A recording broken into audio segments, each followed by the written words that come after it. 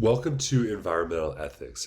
My name is Mark Thorsby, and in this video we're going to be discussing the perspective of the philosopher René Descartes and his form of anthropocentrism, in which he describes animals or non-humans as fundamentally machines. So we're going to explore his discussion of animals and the concept of rational souls. Once again, welcome back. So we're going to begin by talking about the foundations of Descartes' philosophy. Descartes' philosophy is known as a metaphysical dualism, in which he understands reality as having two fundamentally different parts. You might say there is the physical world, which has extension in space, or what he called res extensia, and that means that physical world is governed purely by mechanistic fundamental laws. The other part of reality is the rational part, the mind. And the mind is not reducible for Descartes to the physical. And the mind is what we have as human beings, but in Descartes' view, it's what animals lack. And as a consequence, he views animals and really the natural world overall in a very mechanistic sense, but what differentiates human beings is that human beings have this immortal soul, or let's just call it a soul, which is articulated through our rational minds. And that's what changes the source of value. So it's a type of anthropocentrism in which human beings are centered, but the argument is that the reason that human beings are sort of central in the moral universe, as it were, and the reason that human beings can be a part of a moral community is because they have the mind and they have rationality, which he argues animals do not. So we're going to see that his philosophy, therefore, when we think about his relationship to the environment, it centers upon this critical distinction between humans and non-humans. And he's going to emphasize the importance of recognizing language that human beings have, but that animals lack. And this means, or rather we can infer from this, that animals lack rationality, at least according to Descartes' view. And he's going to posit while the machines may mimic human character traits, they lack this rational soul, and which he views as essential for true thought and ultimately morality. So he begins by distinguishing humans from machines. Now, machines resemble humans and animals. So Descartes imagines what he calls an automaton, right? And it's actually quite remarkable because even though Descartes is writing centuries ago, he's envisioning sort of like a robot. And he imagines that you could have a machine that actually looks just like a human being and acts just like a human being. But he says, what's the difference though? Is that a machine can mimic the appearance and behavior of an animal or a human, and this might lead to a confusion regarding their capabilities, but we have to recognize though that even though there might be a resemblance, this doesn't mean that a machine actually has a true understanding or the ability to reason. They lack rationality. Now, what is the key difference? The key difference for him is language. In his argument, by the way, to be clear, Descartes doesn't use the term anthropocentrism. This is a contemporary term that we've articulated that we're categorizing his philosophy in. But at the very core of his discussion here is the fact that human beings have language. Now, machines lack the capability to use words or signs to express thoughts in these diverse ways. And so, unlike humans who can communicate complex ideas, machines operate based on a sort of pre-programmed responses, and they can't actually engage in meaningful dialogue. Now, we're going to put on the ice right now the notion that today we've developed artificial intelligence, which does seem to mimic human language. But even here, if we were going to talk about AI or ChatGPT or something like this, I think that Descartes would still hold strong on his view. I think he would argue that AI is an example of a machine mimicking language, but it isn't necessarily actually having a form of understanding, right? And we see this when people type in certain sorts of prompts into ChatGPT and the machines give crazy outputs. And that's because the machine or the AI is actually just predicting what kind of words should come next based upon algorithm that is created. And that's not the same thing as having understanding. Now, there's a lot of discussion here today about the role of AI and whether or not this is the case. And contemporary philosophers have talked a lot about this. We're not going to go into that. We're just going to follow through with Descartes' perspective here. But it is fascinating to note that even though Descartes is writing before the Industrial Revolution, he's envisioning a lot of the different things that we're actually encountering today. But let's just put it this way. The key thing for Descartes is that human beings have language. And we'll see that his argument is that animals don't. Now, the other idea here is that universality is another critical factor. Machines don't possess reason, which is this universal tool that allows for abstract thinking and problem solving. They function through mechanical arrangements that are tailored to specific tasks, but they lack this flexibility of human thought. Now, again, keep in mind here that Descartes' view of the machine is very archaic, right? And when he's living, machines haven't been invented the way that we have them today. But even today, most of our machines don't have this ability. And of course, it's highly doubtful, or at least it's certainly problematic to consider the idea that artificial intelligence has this. Now, we'll just focus on his argument. There's this lack of universality. And this is related to the idea that they don't have minds, ultimately. And in his language, they lack a rational soul.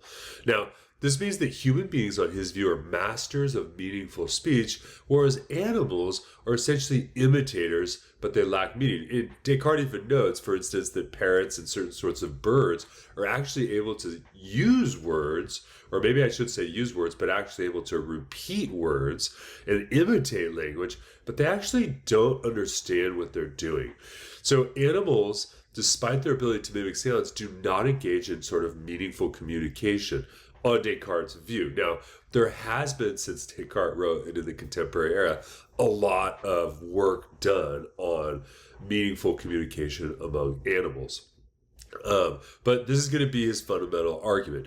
Because human beings have meaningful speech and animals don't, this means that metaphysically, the animals exist within a mechanistic frame in which they're essentially just reacting and responding to their environment, whereas human beings, because human beings have language, they have a rational soul, and that gives them access to a universal concepts, can actually engage in meaningful speech. And this means that human beings metaphysically are not simply mechanistic. Perhaps our bodies are mechanistic. My heart beats, and if I stop breathing, my heart stops. So there's mechanistic laws that govern the body, but not the mind, according to Descartes. And you can see here in many ways, Descartes is a modern version of an argument we saw in the medieval philosophy of Thomas Aquinas. Now, there are natural movements, of course, and what's the difference here between a natural movement and a rational thought? Well, number one is that there is an imitation of emotional expressions, which is possible. The instinctive acts can mimic thought, right? But he's going to argue that there's a rejection, or Descartes rather rejects the idea that there's some sort of hidden language that animals have. And another thing here is that in order to have communication, when we use language, in order to understand the communication, this requires thought.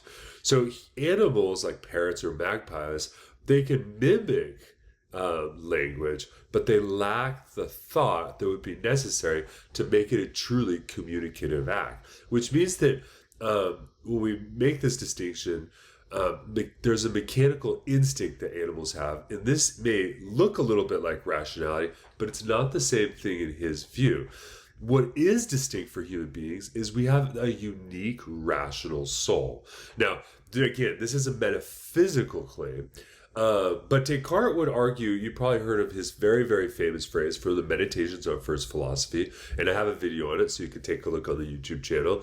But Descartes argues the famous phrase, I think, therefore I am, or he doesn't really say that. He says, I am, I exist is necessarily true whenever I think it. Now, in his view, if you don't know if you have a rational soul, he would say, in order for you to know you exist, all you have to do is begin to think. But the only way you can do that is for you to actually do it. I can't watch you think, and you can't watch me think, but we can, as it were, observe, if you want to call it that. We can observe our own ability to contemplate and to use our reason, and we have direct access to our own thoughts. And as a consequence, how do we make sense of that, since we do indeed know that we're thinking while we're thinking? And this must mean that there's a part of us which is irreducible to the body. So the rational soul, which is essential for human thought and morality, is not simply a product of physical matter for Descartes, but is specially created. And he emphasizes the immateriality of the soul and the mind. And he also is going to advocate its immortal nature. Now, this distinction affirms the importance of the human soul in understanding life and ultimately has implications for ethics. Now, in the reading we're looking at, Descartes doesn't really go into sort of ethics. So he's not actually articulated an ethical view here. He just wants to sort of think through whether or not animals have minds and souls, and he's going to deny it. Now, he does refute another philosopher, skeptical philosopher from the early Renaissance by the name of Michel Montaigne. He was a French philosopher, and he's also the philosopher who invented the essay. So we're writing essays in our course, so you can blame him. But Montaigne did believe that animals had understanding and could have some form of thought. So put it this way, not everyone in Descartes' day agrees with this claim that animals are just machines. Montaigne did not. So one of the things Descartes is going to do, or does in our reading, is he wants to refute Montaigne's view that animals have a form of understanding. Because Montaigne asserted that animals possess thoughts, and this suggests that they have some form of reasoning to some degree. But Descartes counters this by arguing that animals are merely imitating unconscious human actions, such as walking and reflexes, but without any true comprehension per se. Now, Descartes does say or argue that animals probably have emotions. So he's not denying that animals have, as it were, experiences. But his distinction here is that emotions are not the same thing as thoughts. So Descartes emphasizes that emotions like fear, anger, and joy can manifest in animals, but this doesn't necessitate thought. In the same way that I can have fear, I can get angry, I can have joy, but these are not necessarily the products of thinking. They might be, but they don't have to be. So if I jump out at you, or you stub your toe and you get angry, right? Or you're thirsty and you drink some water and you feel good, right? These are all, as it were, bodily responses to bodily phenomena. But so emotions for Descartes are not the same thing as thoughts. Now, we have to be clear here that when Descartes' writing, this is pre-psychology. So psychology as a science and as a discipline does not exist when Descartes is writing. So today, I think, given our development of the psychological sciences, we would probably have a more nuanced and different view than what Descartes is arguing. But it is worth noting that Descartes is recognizing that this is a sort of counter argument. So even though Montaigne might say that animals seem to have these experiences and they seem to do these things, this doesn't necessitate that they actually have rational thought, which, for Descartes, rational thought is always articulated in the form of language. And animals don't seem to have language. Now, if you're thinking in the background, in the back of your mind right now is, well, maybe animals do have language, and you can think about how bees will dance to communicate with each other. Well, number one, Descartes doesn't know anything about that. And the other thing is, even if Descartes did know about it, I don't think he would articulate that the way in which a bee, quote unquote, communicates is a linguistic form of communication. So he's going to really emphasize a very traditional view here that animals lack language and therefore communication and understanding, even though they might have experiences and they might be able to convey information in reactions to each other. This is because speech is the definitive marker of human thought for Descartes.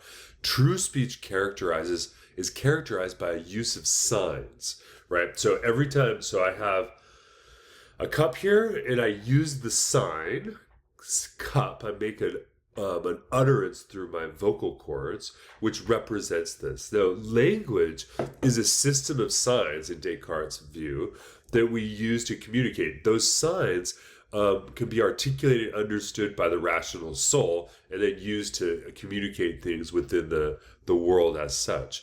But animals lack these system of signs in the same way. And he thinks that the language or linguistic use of signs is exclusive function of humans. So unlike animals, which actually might mimic sounds, no non-human has ever demonstrated the ability to convey abstract thoughts through signs. Now, again, some of this I think we need to challenge today, given our knowledge of, for instance, there do seem to be rudimentary forms of sign. Think about, for instance, the very famous chimpanzee, Coco, who was able to learn a certain number of signs and utilize sign language. So sign language, it looks like animals can potentially manifest a certain level of abstract sign usage. But even if we took all of that on, it's certainly clear that human beings have a much, much higher complex capacity for using signs than even the greatest animals, at least so far as I know, and that has been demonstrated. So this ability to use language marks a clear distinction between humans and all other creatures for Descartes, and this reinforces the notion that reason is an exclusive and unique human trait and characteristic. So what are animals? How do we make sense of them? Well, Descartes began his discussion by imagining a machine that could do this. Now he moves to animals and essentially conflates the two together, arguing that animals, in effect, are types of machines, that they're automatons, ultimately. Now, we see that there is a sort of mechanical behavior of humans. Animals exhibit actions and behaviors that can be explained as mechanical actions that are driven by instinct in a reactive format in their environment rather than through conscious thought. Just as clocks might measure time through a mechanical set of arrangements, animals can perform tasks that are instinctual and repetitive, but they're not indicative of reasoning. Now, Descartes here would counsel us to make sure we recognize that there is a difference between our ability to recognize that there is actually a sort of that when an animal is reacting in their environment, we can use reason to make sense of it, but the animals are not making sense of it. In his view, they're merely just reacting. So we have to differentiate the notion that we can use our reason to recognize and understand why things happen, but this isn't the same thing to be the animal and to be instinctively reacting in a repetitive fashion. So, and he gives some examples of these sorts of instinctual actions. And in particular, he talks about swallows migrate with precision, bees construct intricate hives, and cranes fly in perfect formation. All of these we can look at and recognize the reasons why animals do this. But Descartes' view is that these behaviors reflect a sort of innate instinctual ability to perform complex tasks, but they don't actually need reasoning or language in order to do these things. And what this showcases for Descartes is the mechanical aspect of animal life. Now, let's talk a little bit about these instinctive acts that animals have, right? Like burying waste and like your cat digging and birds creating nests. All of these sorts of activities, they highlight how animals can function through very complex mechanical processes, but they don't actually require conscious thought or understanding, at least not in the linguistic sense. And this reinforces the notion that animals are akin to automatons for Descartes, and whom or what are driven by instinct, not reason. So we have to be careful, from Descartes' view, about a misconception of thought in animals, right? The assumption that animals possess thought that Montaigne holds is due to their anatomical similarities, and this creates a misconception for us. Clearly, animals have anatomical similarities with humans. For instance, if they have hearts, I have a heart. They actually have a brain, I have a brain. Chimpanzees have hands, I have hands. So there is an analogy between human beings and animals, but it's an analogy based upon the body. It's not something that is derived through the mind. I don't recognize the mind of an animal. And notice this, that even though you may have animals and you don't actually know what they're thinking. Now, it's true that if you have a pet, you become accustomed to your pet, and you recognize that when your pet makes a certain sort of look at you, she wants to be fed, or the dog wants to go outside or something like this. But Descartes' view is that this is a sort of misconception. It doesn't mean that animals are actually communicating with you. Although animals might have organs that resemble ours, this doesn't prove the existence of reasoning. Their movements are explained through these mechanical processes. And by the way, here Descartes would say that we also, because of his metaphysical dualism, our bodies also operate through mechanical processes. So there is a similarity between humans and animals, but this notion of the soul and the mind is something that is, for Descartes, he denies and can't be observed. And even if you disagree with Descartes, there is a tremendous gulf between human beings and animals, and it really has to do with the subjective experience of reason that we have access to and they're unable to have access to. Now, Descartes doesn't discuss this, but we could easily ask, for instance, if I'm in a coffee shop with you, how do I know that you have thought, right? And by the way, actually Descartes does discuss this in the Meditations on First Philosophy. How do I know that the other person wearing a top hat and a coat isn't just an automaton? I don't have access to their thoughts. And again, for Descartes, the difference is language and speech. Now, when we talk about automatons, there is a sort of evidence of mechanical functioning. So in contrast, when we create machines like robots, they're designed to perform tasks without any thought or consciousness.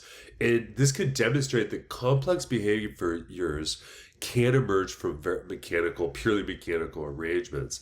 And these machines perform intricate tasks solely through a sort of pre-programmed set of mechanistic processes.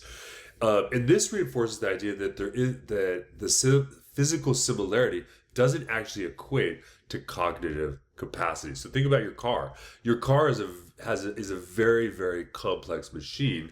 And when you put it on cruise control, or if you have a Tesla that's on autopilot, it doesn't mean that the car actually understands what's happening, even though it can perform highly complex tasks.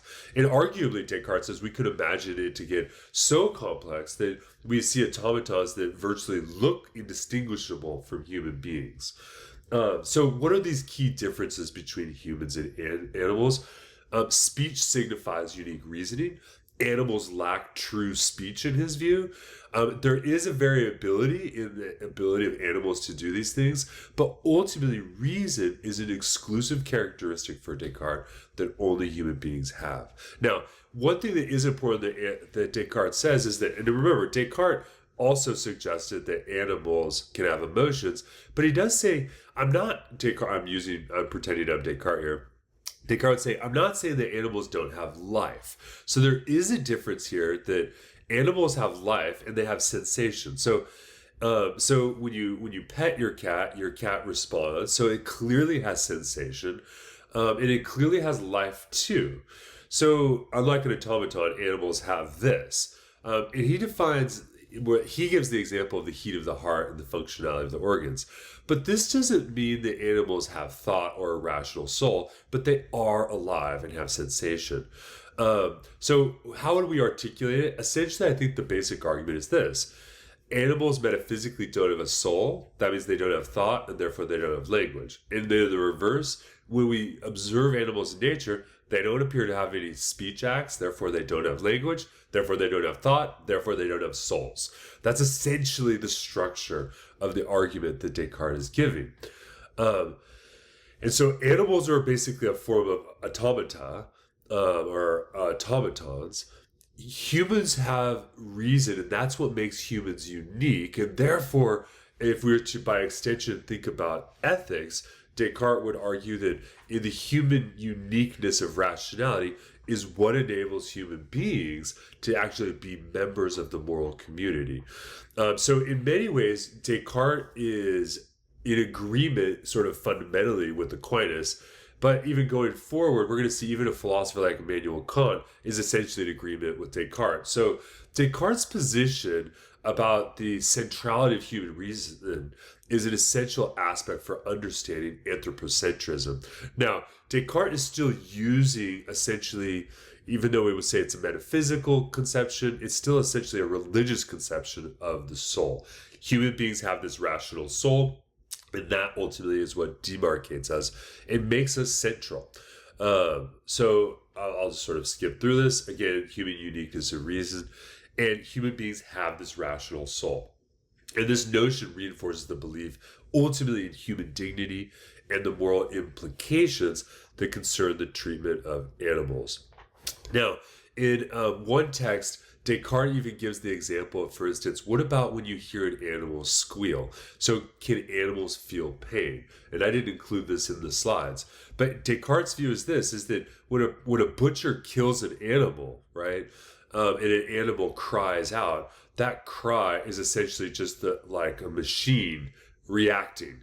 It's not real pain, not in the sense of there's maybe a sensation, but there's not pain in the sense of an understanding. It's merely a sensation and a reaction. So Descartes' view here is that ultimately even animals, even though they might experience things, that they are not really on the same level as human beings, and even in terms of pain. So that's a very famous our idea that Descartes gives. So what I wanted to do with this video is conclude our discussion of sort of anthropocentrism. We'll talk more about anthropocentrism in later philosophers as well, but to see how with Aquinas we have a sort of religious anthropocentrism. With Francis Bacon, we saw a scientific anthropocentrism and also the view of a sort of mechanistic view of nature. And in Descartes, we get a metaphysical form of anthropocentrism, which is ultimately rooted in this distinction or this dualism between mind and body. I have a mind, animals only have bodies. And this difference is what ultimately makes all the difference. So with that, thank you for watching. I look forward to seeing you in our next videos. Have a wonderful day, and I'll see you online.